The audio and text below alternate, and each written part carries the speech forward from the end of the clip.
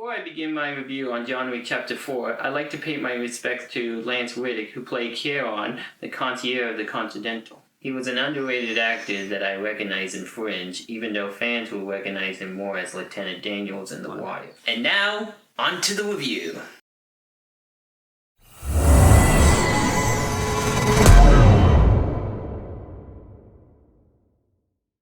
After trying to remain hidden from the high table, John Wick, played by Keanu Reeves, is in killing machine mode, making its mission to put a bullet in its heart.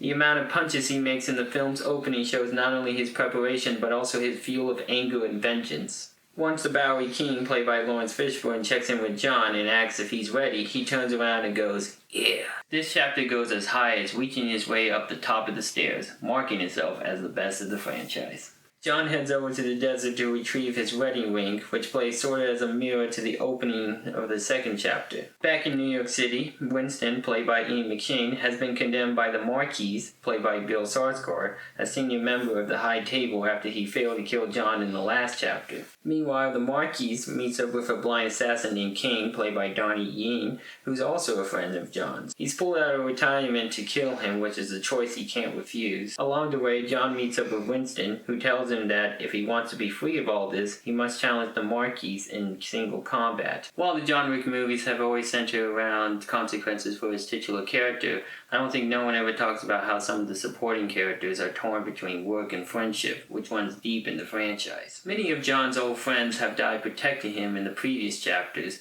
and it's heartbreaking every time it happens to him.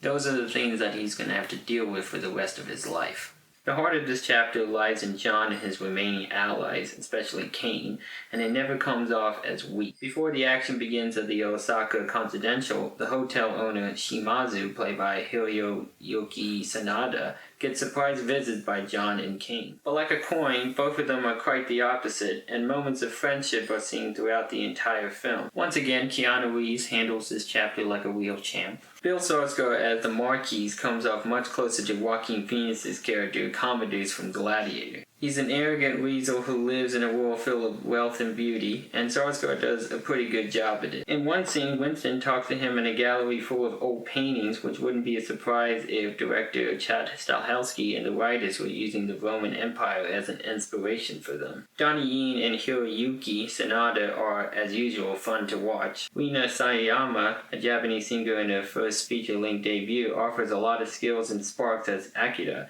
the daughter of Shimazu. Lawrence Fishburne, Ian McShane, Clancy Brown, Shamara Anderson, Scott Adkins, and Lance Reddick in one of his last roles come in as strong supporting players. Aside from some of its silly devices, John Wick Chapter 4 is the firecracker movie of the year so far. The last hour is nothing short of spectacular. The action becomes better and more innovative from one chapter to the next. For all of its 169 minutes, it's as tight as two exciting movies from last year, RRR and The Batman, keeping the wow factor going. I'm giving this installment a 9.0 out of 10. Thank you so much for watching this. Please make sure to like, subscribe, and comment for anything I've missed. Ciao.